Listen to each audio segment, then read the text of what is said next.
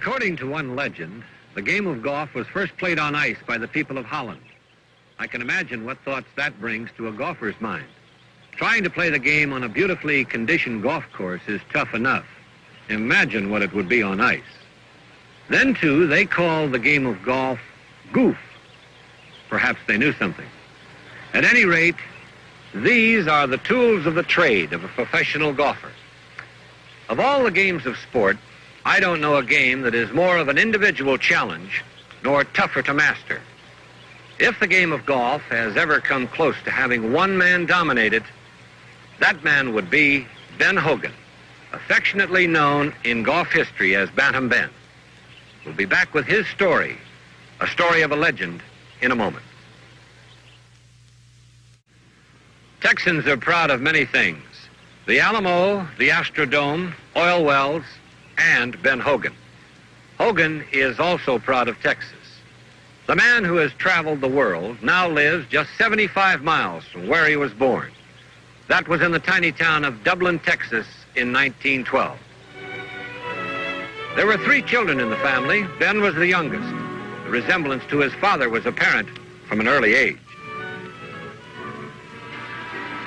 I know we used to go rabbit hunting, at least he did, every time it snowed down in our little town called Dublin, Texas. And I drug the rabbits home for him. That's about all I could do in those days. We came to Fort Worth when my father was very ill.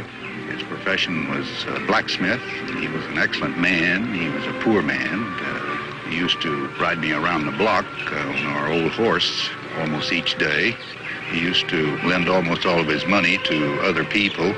And, of course, he died when I was 9 years old, and my mother went to work as a seamstress in a store there in Fort Worth. My brother and I started selling newspapers. My sister, of course, went to school.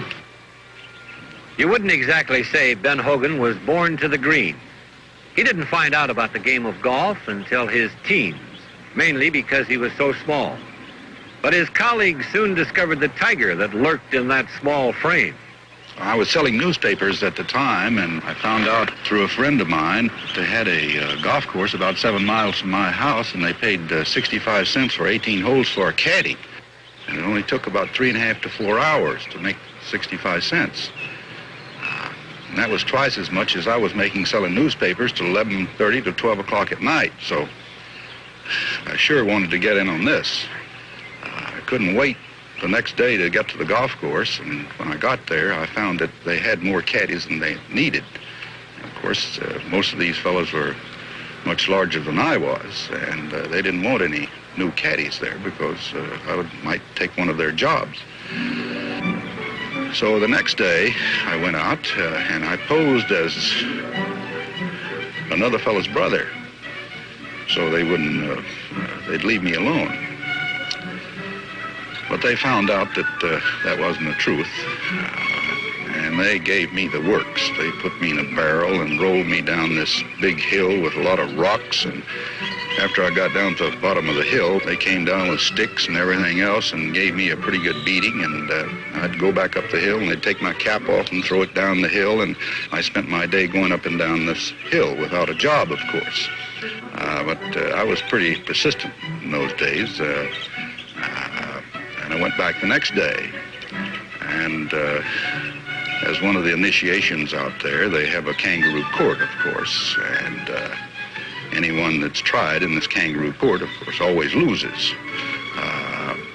And they picked out a pretty husky boy, a little larger than I was, for me to fight. And if you could whip this other fellow, then you were in. You could get the job out there. And after selling newspapers for a couple of years, I was pretty handy with my fists, and I gave this boy a rough time. And I got to be a caddy out there, and after then, they left me alone. Hey, the golf ball didn't do you any harm. Why try to kill it? I'm just practicing, Mr. Gibbs. You're the new caddy, aren't you? Golf ball's pretty sensitive. Now try another one. Remember, take it easy. Yes, sir.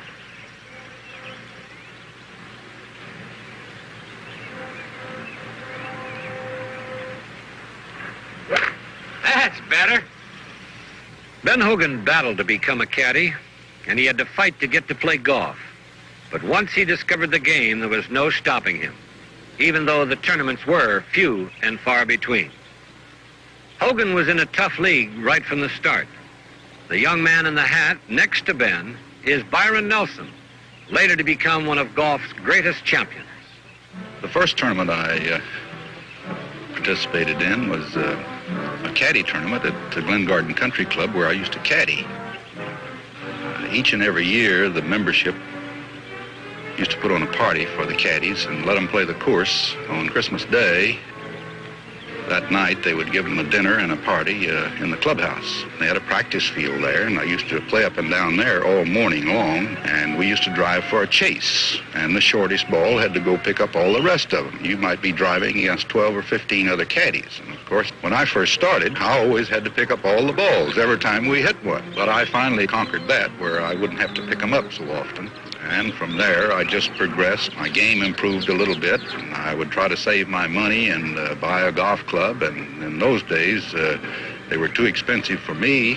I didn't have the money or anything to buy golf clubs out of a golf shop or a set of clubs. And there was a dime store in Fort Worth where I used to save up $1, and I'd go down, and they had a great big barrel of golf clubs, and I'd every couple of weeks, I'd go down and buy one golf club. And I finally got a set of old wooden shaft, slick-gripped clubs that actually weren't any good, but they were mine. And I started playing a little golf out at a municipal course. It was about 8 miles from our house.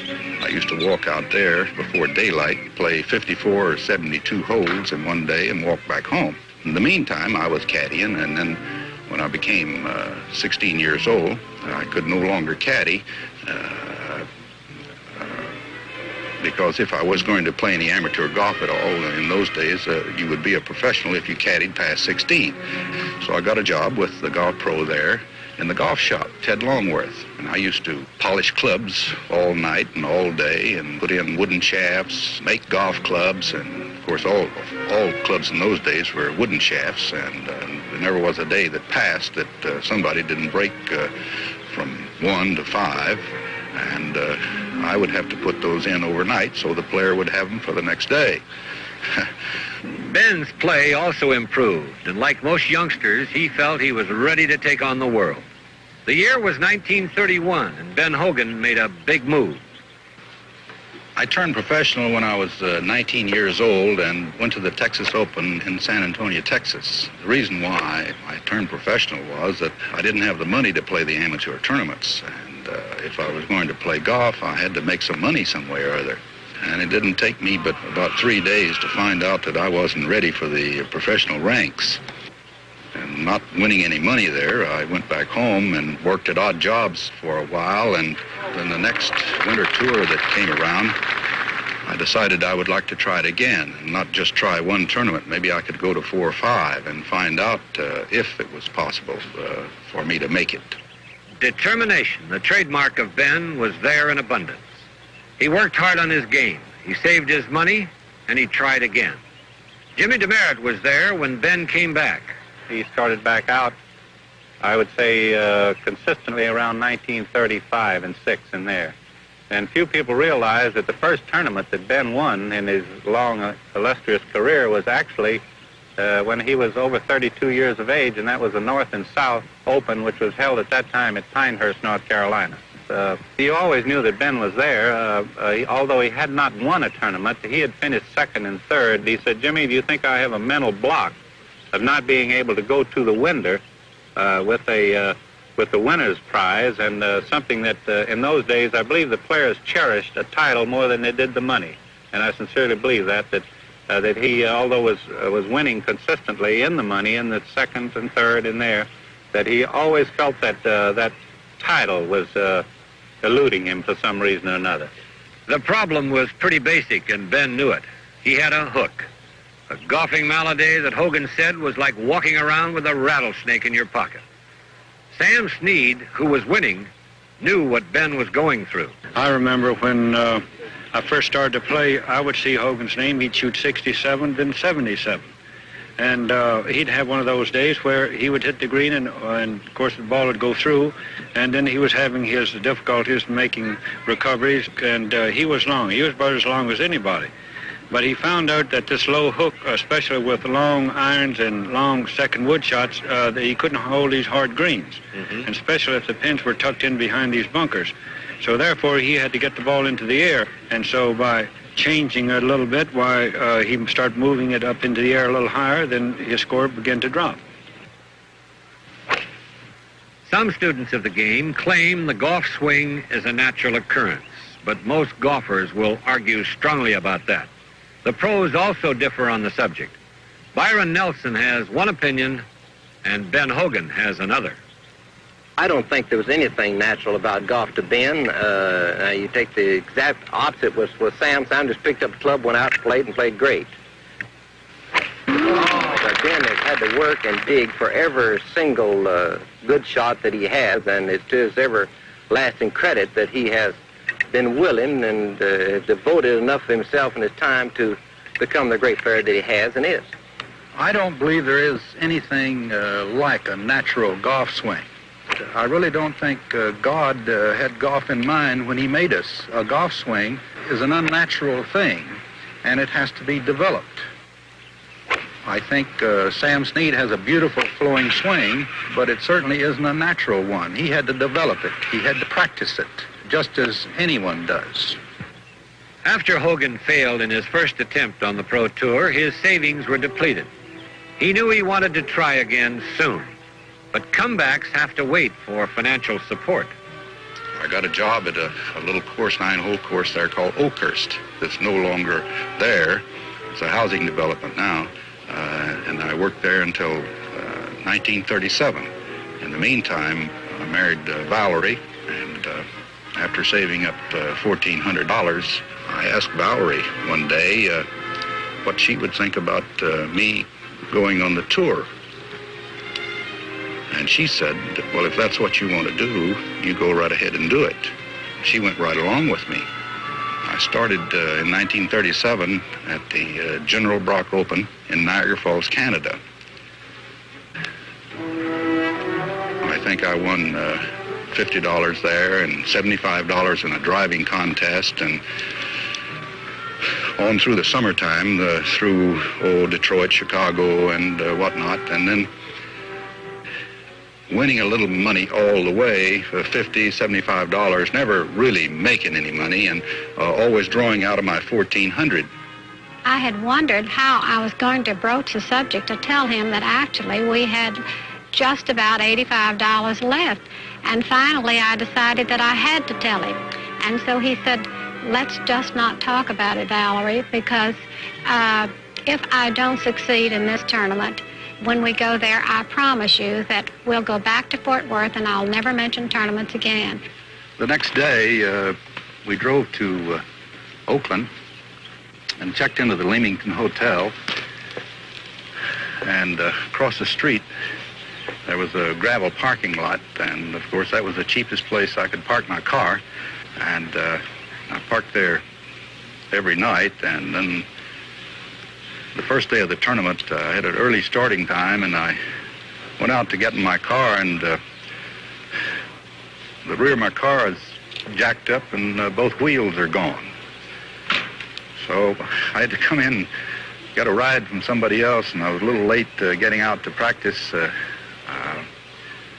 I hit a few balls before starting, and as luck would have it, I won $286 in this tournament, and it goes without saying, I think it's the biggest check I've ever gotten in my life or ever will get. And it seemed that that was sort of the turning point for me, because I started making a living after that, sometimes missing, of course, but that's always been a very soft place in my heart, and it always will be.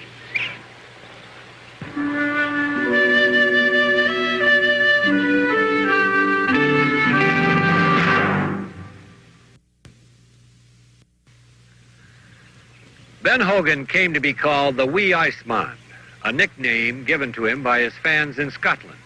It was a compliment to his ability to concentrate on a golf course, to shut out the distractions, the people near him, the entire world, for 18 holes of competition.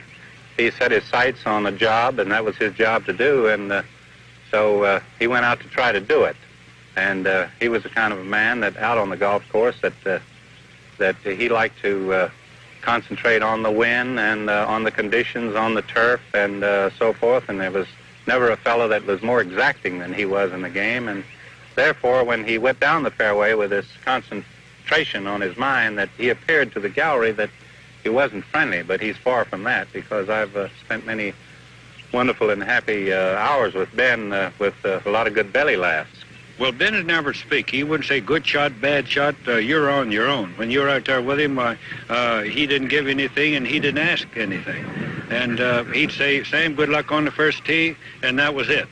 From there on, you're on your own. Or maybe if you're on the green, he'd say, well, Sam, I think you're away. While I'm playing, I have little or no sense of humor. I wish I did have. I'm no Bob Hope at all, and I tell a very bad story.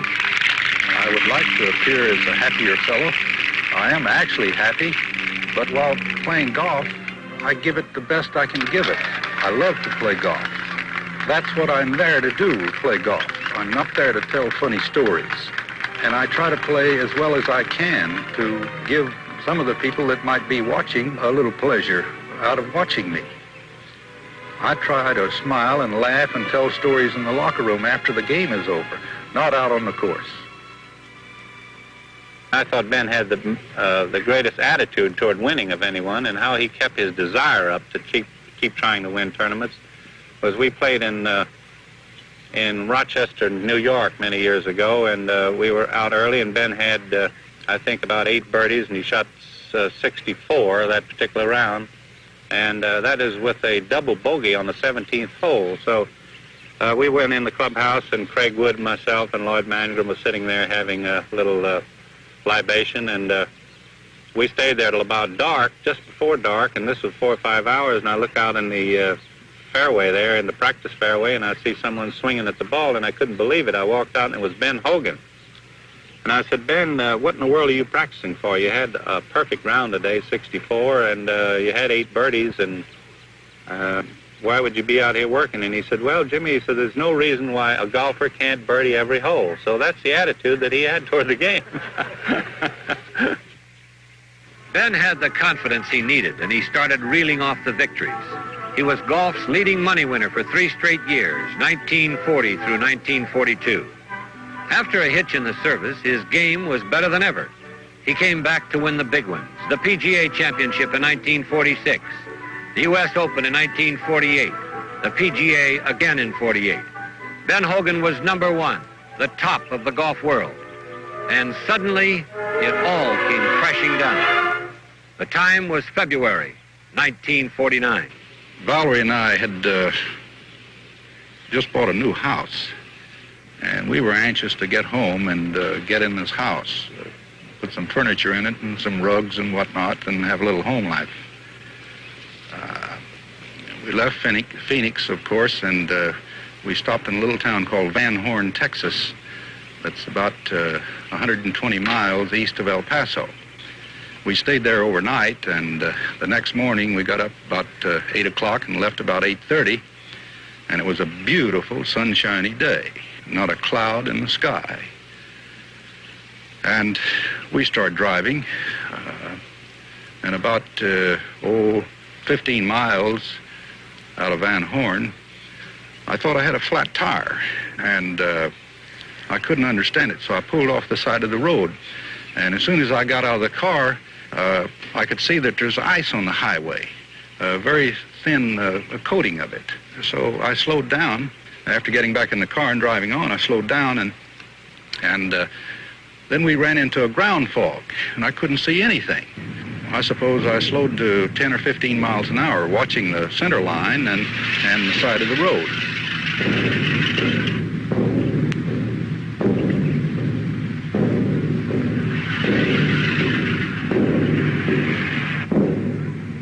And we were in this for about 5 minutes, I suppose, and all of a sudden I saw 4 lights in front of me. And I looked off to my right, and I was on a culvert. and I couldn't get off. And the next thing I saw was these lights coming right into me, and I jumped to the right.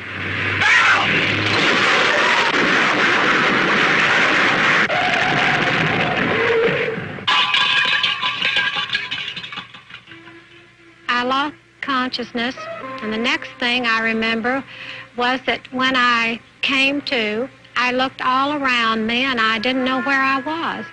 And I looked out the window and there was nothing but fog. Fog in the front of me and fog beside me.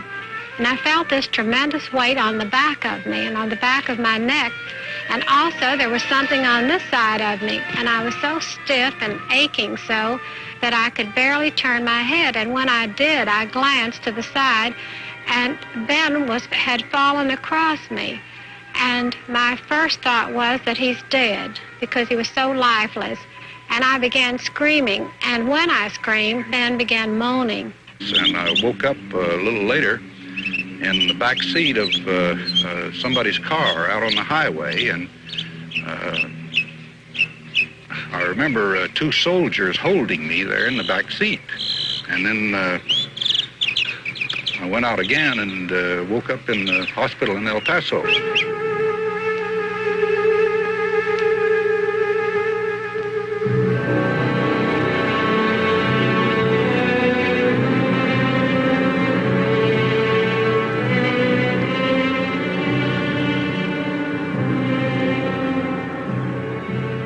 When Dr. Ochsner came, Ben's brother asked me to speak to him and ask him, would Ben be able to walk again? And he was the only person that gave us any encouragement. But he admits later that at the time he didn't realize what golf involved, and that when he meant Ben might be able to walk, it meant only just to be able to get around.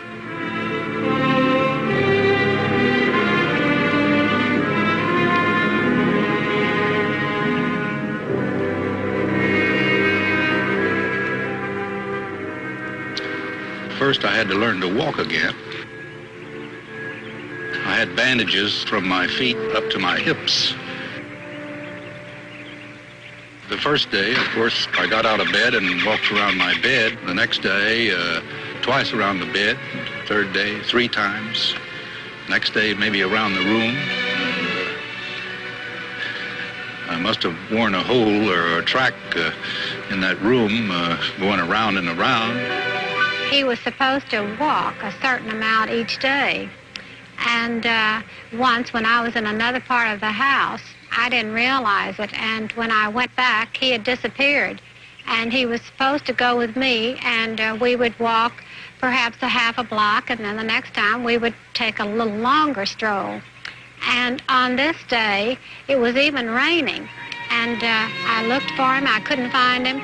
And I went outside. I knew what had happened. And he, believe it or not, he had walked 3 blocks in the rain. But when it began to rain harder, I found him standing on the corner with his umbrella. And of course, I stopped the car and made him get in. But he would do things like that, and that's why I worried, because I knew that he pushed himself too hard. Golf was my life, and I didn't want to give it up. So I went to work. And it took me 11 months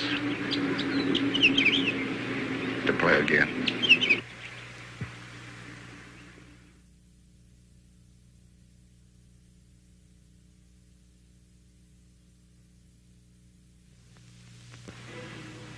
As word of the accident spread, the sports world was stunned. The first reports were that Ben Hogan was dead. Jimmy DeMeritt, his closest friend, will never forget the moment he got the shocking news. I never shall forget in 1949 that I drove into Tucson and was playing in the Pro Amateur when I received the horrible news that Ben actually was dead. So we went in. I was playing with our friend Del Webb, and we go in, call the State Highway Patrol, and they insisted that he was in serious condition, and but was okay as far as his life was concerned. And I managed to play in the tournament, and then went to the Hotel Du Hospital, which was in El Paso, and Ben was lying there, but apparently recovering very fast. And he had made a settlement for a pretty sizable sum, and so I said, Ben, I said, after this settlement, I'm sure that you call the dispatchers and want to know if the bus is on time again. Ben Hogan may have been out of golf, his name removed from the sports pages, but he was far from forgotten. Letters and messages poured in from the public that Hogan thought regarded him as a cold fish. It was to have a profound effect on his outlook and his comeback.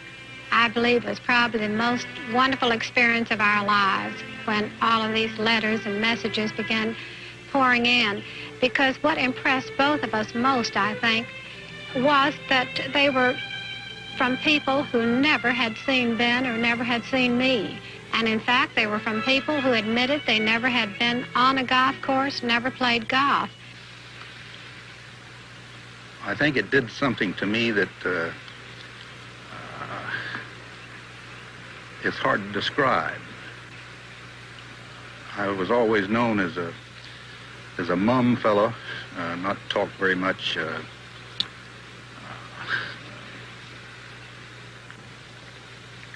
certainly not bitter about anything, but this gave me an insight on life that I didn't know would ever exist with me. I didn't know that many people knew me and wanted me to continue. And I think that played a great part in my determination to come back and play again. And I certainly wanted to come back and win again. Not only for myself and Valerie, but for the people that wrote me and were interested. I'm so pleased and thankful to have found this out. Just 11 months after the near-fatal crash, Ben Hogan was ready to make his comeback. Not many could believe it. The Los Angeles Open of 1950 drew record crowds and record coverage. Hogan wasn't sure he could do it either, but he had worked very hard at home, and he knew it was a question of whether those legs, bandaged heavily, could carry him for an entire tournament. The sports world marveled as Hogan reeled off great golf despite some cold, rainy weather, which certainly didn't help those aching legs. Ben not only made it through 72 holes, but came in with a score that looked good enough to win. The only man who could catch him was Sam Snead. Sam birdied 2 of the last 3 holes to tie. That meant Hogan would have to go another day, another 18-hole round in a playoff. I lost the playoff on the first hole, actually. I played my tee shot as far to the left as I dared, but I hooked the ball just a little bit and went out of bounds. And of course, giving Sam a shot in those days was just disastrous. You just don't give Sam a lead, because although he's a terrific golfer and won many, many tournaments, he seems to run better from the front. And he got in front right from the first hole. Sam played fairly well, and I played a bad round of golf. Nevertheless, I was so pleased with my showing there, because I knew then that I could play again and go 72 holes in competition. Hogan was back. He may have lost, but he showed that he could take the pressure again, physically and mentally. The great sports writer Grantland Rice summed it up. The people whose hearts went out to Ben when he was in the hospital, the great galleries that followed him around the course, were not applauding a winner or a loser. They were applauding a dead game guy, and they'll keep on applauding him. For, as a wise man once said, courage never goes out of fashion. And so I have the honor, and a very great honor, of introducing a man who the record books will show lost a tournament today. He didn't lose. His legs simply were not strong enough to carry his heart around. Great golf matches are legendary. One of the most unforgettable was the playoff between those 2 old rivals from the caddy ranks of Texas, Ben Hogan and Byron Nelson, for the Masters Championship in 1942. Going to the 6th hole, I was three strokes behind, and I managed to make a great 2 at the 6th and catch 2 strokes on Ben where he got in trouble, made a bogey, and then I was forced to make a great eagle at the 8th, and finished the round in 69 against Ben 70 after being 3 over par at the end of 4 holes. And I feel for sure that those last 12 or 13 holes is the greatest golf that I ever played in my life.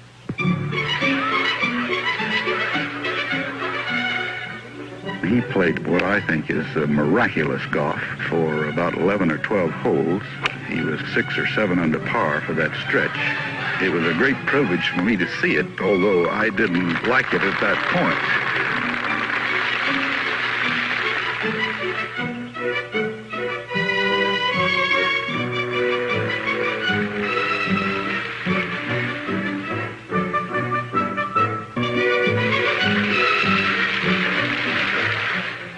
I think this day he probably played his greatest golf.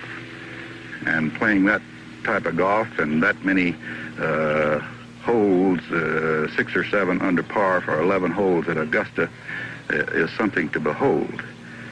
The most famous playoff was to come later at San Francisco's Olympic Club in 1955. By that time, Ben Hogan had won 9 major championships, including the U.S. Open 4 times. A record seemed within his grasp. I think the greatest disappointment I've ever had in a playoff was when Fleck beat me in San Francisco for the Open. And it seemed like it was a greater disappointment to me because I was positive that I'd won the tournament by 3 shots. I walked in the clubhouse and the newspaper people told me that there was only one person on the golf course that had any possible chance of catching me, and that was Jack Fleck. And I believe at that time he had 4 holes to play, and he needed to birdie 2 of the 4 holes and par the other 2.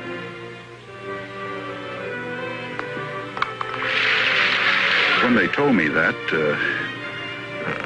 I was sort of satisfied because I would have hated to have been out there trying to birdie 2 of those last 4 holes because they're certainly not easy ones, and they're demanding of all the skill in golf that there is. Jack Fleck did that, and he had to play wonderful golf to do it. And as you know, we had the playoff the next day.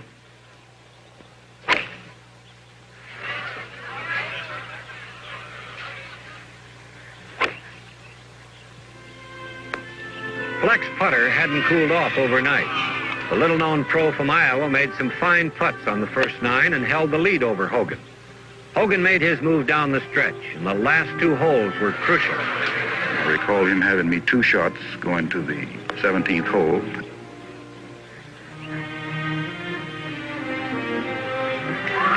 I picked up a shot on 17. Then I hit my tee shot to the left in knee-high grass, taking a double bogey.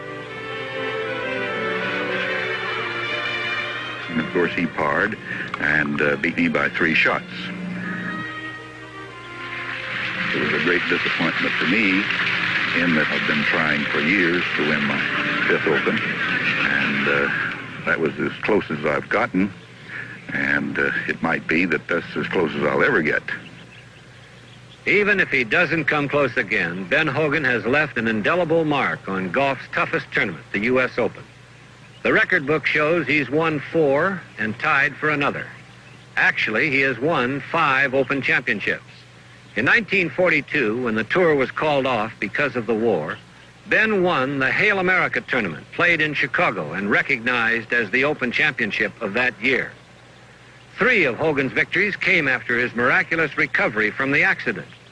In those days, it was 36 holes on the final day, a test of stamina for even the strongest legs.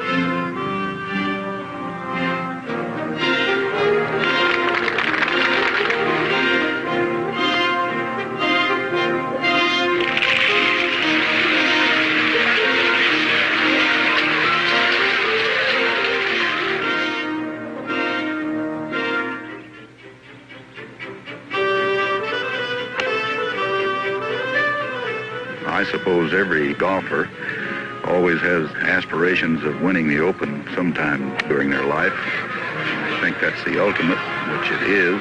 They invariably pick out the better courses. They doctor them up to make a completely fair test, but to use every shot and every club in your bag.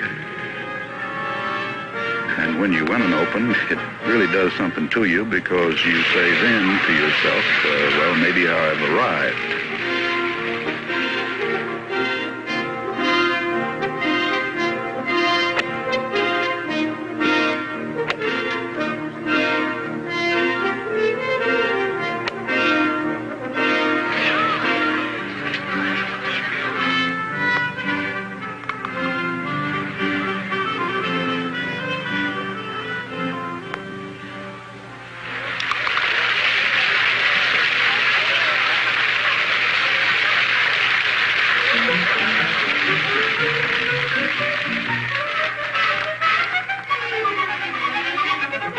Some of the greatest golf fans in the world are in England and Scotland. They had been clamoring for years to have Hogan play in the British Open, but he had always said no. Finally, in 1953, he could no longer turn down their pleas nor the urging of his friends. Tommy Armour and Bobby Cruikshank had told me for 2 or 3 years that I must go over there and play and complete my record. And I had a telephone call from Walter Hagen telling me that I must go, and that I must go that year, 1953. I still was undecided where to go or not, because of many things, the weather, the changing of the golf. I didn't know whether I could make the transition quick enough or not. We went over, and I had about 6 days of practice there, and each day I felt this pressure on me of having to change my game very fast to fit the conditions and the course and the small ball. And I kept realizing now why these fellows wanted me to go over and play. I think they wanted to see me get beat, which is all right. I'm glad they persuaded me now. I never shall forget the first day that I played in the tournament, the first hole. Every other time in all the practice rounds, I'd hit a drive and an 8-iron or maybe a 9-iron to a blind green over a hill. The first day of the tournament, the wind was coming right at us from the green, and I hit a drive and a 2-iron as hard as I could nail them, and I was short of the green. I got around in 73, which I was very thankful for, and of course I certainly wasn't leading the tournament, but I don't believe that I ever had that much pressure before or since in having to make the transition, first off, and the next thing, since I was the Masters champion and our Open champion, I just felt like I had to win this tournament. There was just no other out. And thank goodness I did. And now, I thank Walter Hagen for calling me, Tom Armour and Bobby Cruikshank for encouraging me to go. It's a fine golf course over there, and the people are just wonderful.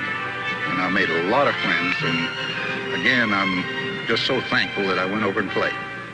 He was coming home a hero, and America could hardly wait to trot out the brass bands and hurl the confetti. It was all a little bit overwhelming to the man from Texas who literally had to fight his way onto a golf course a few years back.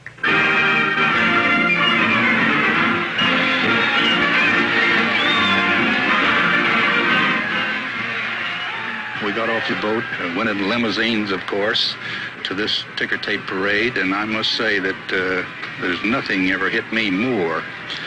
And I just couldn't believe it. I still don't believe it.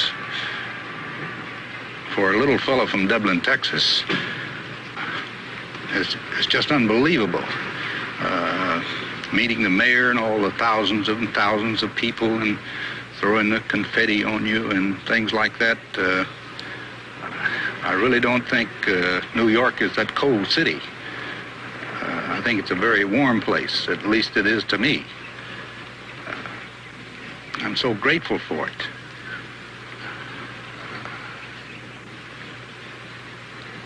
I didn't know I had done all this to warrant it, and I really don't believe it now. But thank goodness I got it.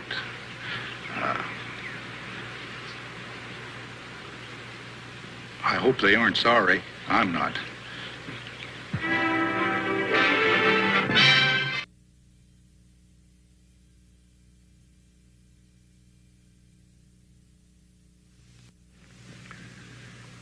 Ben Hogan still plays in a certain number of golf tournaments. He prepares thoroughly for these just as he always did, with hour after hour of practice.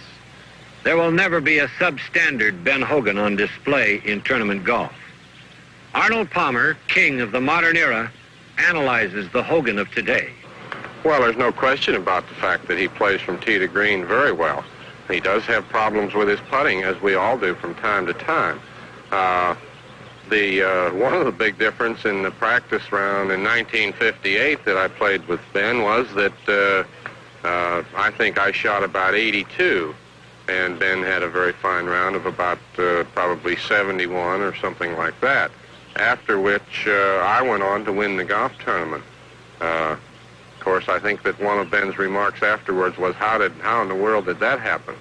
But, of course, that is the way things go. Now, playing with him in the Masters was actually the first competitive round that I have ever played with him, and I thought he played exceptionally well. He didn't putt the ball particularly well. However, he did make some putts, a couple of pretty long ones, and maybe a chip here and there. But there's no question, as time goes on, some of the things that you had in your youth leave you a little bit, and I guess maybe we're just going to have to sit back and realize that.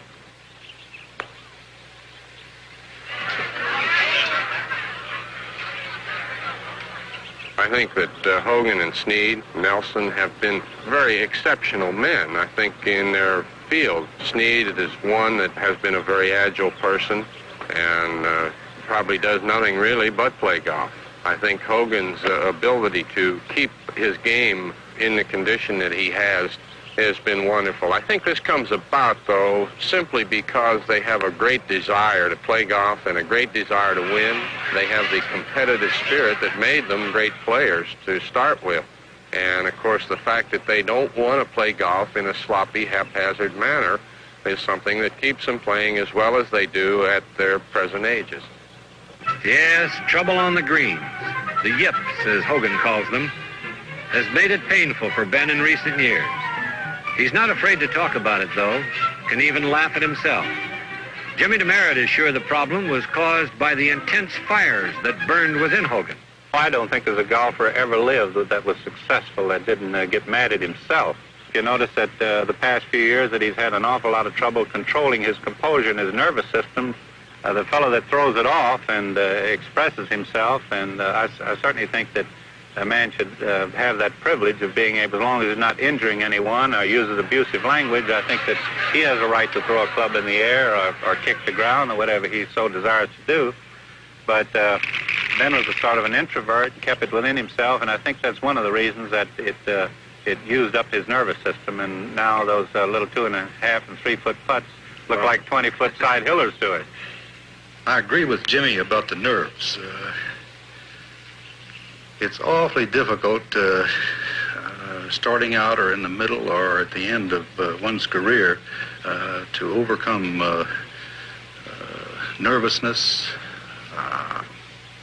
nervous jerks on the green, short shots around the green, and if you watch me on the green in a tournament nowadays, you'll see me shake and jump and everything else. It's not that I want to do those things. I just can't prevent them. Each and every one of us fight it to hold them intact. Oh,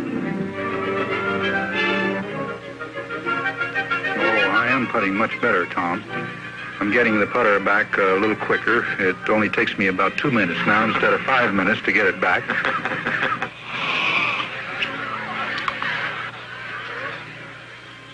Some of these fellows can go a little longer than others, but it works on every one of us. It's like water dripping on a rock. It'll find where a hole in it.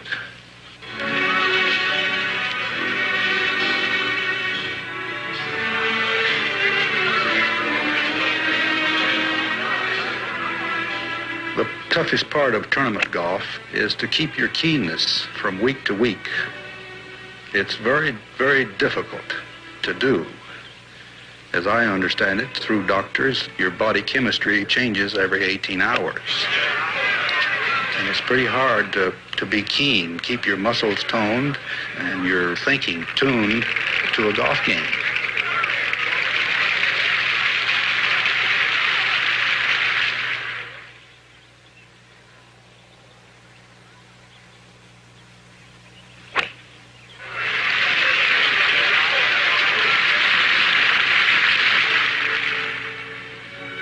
That's the reason why I used to practice so hard. I used to practice a couple hours before I started every round. I wanted to know which direction the ball was going in that day. Then after I'd play around, I'd sometimes come in and practice again. And the fellow said, well, aren't you tired? And I said, sure, I'm tired, but I have to know where it's going. I don't want to be rested and shooting out of the rough all day long. We have to practice because of the continual pressure from other players, and it has become so much more of a business of playing golf now than it was in those days. And, of course, I don't think that prior to Hogan's days, let's say that it was particularly a profession in itself as it is now. A popular game as it is, or more popular game, and certainly has brought many, many players into it as a profession than we had ever, or they had ever thought about in those days.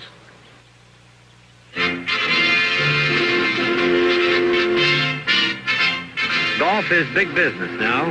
The $100,000 tournament is a weekly affair. Men like Ben Hogan help make it for today's pros, but he doesn't begrudge them their good fortune. I think it's a wonderful thing that they have more money nowadays, and it affords more players to make expenses and stay on the tour and develop their games.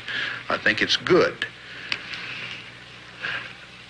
And I'm not sorry that they didn't have this money when I was playing, because I've subtracted so much out of this game in pleasures and acquaintances and nice places, nice people that I know and associates. I've been well rewarded. Yes, I recommend anyone to try to become a professional golfer. You meet wonderful people. It's a wonderful life. If I had a son, I would certainly try to recommend that he do this. You're in terrific surroundings all the while. I can't think of a more pleasurable life for any person. I know I've thoroughly enjoyed every second. I would like to have done it over and over again. I've always wanted to accomplish much more than I have accomplished.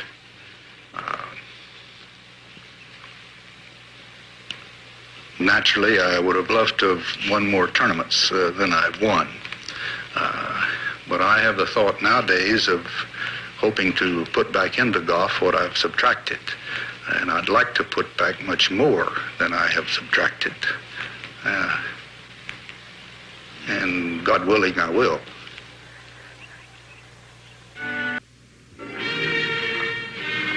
The legend of Ben Hogan can be summed up in 5 words: determination, integrity, dignity, competitor, champion.